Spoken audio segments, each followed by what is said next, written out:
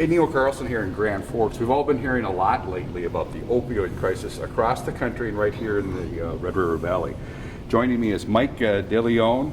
You're out there doing something about it. Tell us about yourself, your organization. Yeah, I founded it 10 years ago, so I've been across the country for the last 10 years talking to students, educating them, making them more aware of the problem and the dangers, and then educating communities about how serious it is. It's really taken a long time for the knowledge, the understanding to get to the level that it is now, but going into colleges and treatment centers as well, talking to people about the seriousness of it. You have a history with this.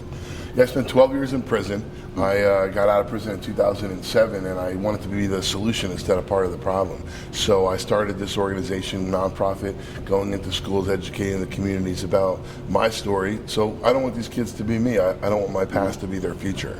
And what was your addiction problem? So it began with caffeine pills and amphetamines, turned to cocaine, and cocaine turned to cocaine and heroin. So cocaine and heroin was my major problem for me. Destroyed my business, my house, lost everything, and ended up in prison. The age of first use of drugs and alcohol is lower than it has ever been. Someone dies of a drug overdose every 9 minutes. About 120 people every single day. But we can't only measure this crisis in death, for it's much bigger than that. What is the big attraction with that?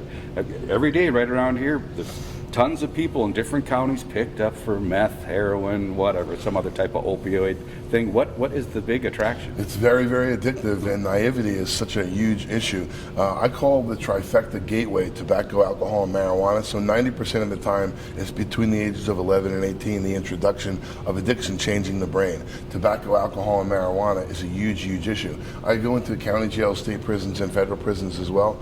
I was in the county jail here all day yesterday, and hundreds of people, and every single one of them I talked to, meth, heroin, and crimes to support their habits. You're out talking area schools again today. How are those kids reacting with you? Are they sitting there, they don't care, or do you get them going in there? Yeah, the best line I ever hear, and I hear it every single day, I don't know if the kids will be attentive, or I don't know if you'll keep their attention for more than a half an hour, 45 minutes. And I said, just watch.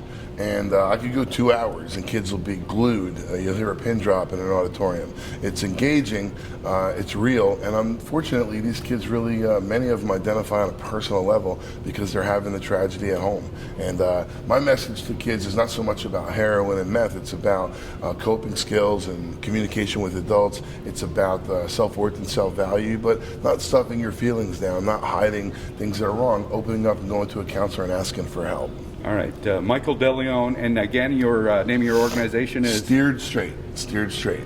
STEERED. Steered Straight, and you can go to steeredstraight.org and you can find out all about what we're doing. All right, in Grand Forks, I'm Neil Carlson reporting for iNews.tv.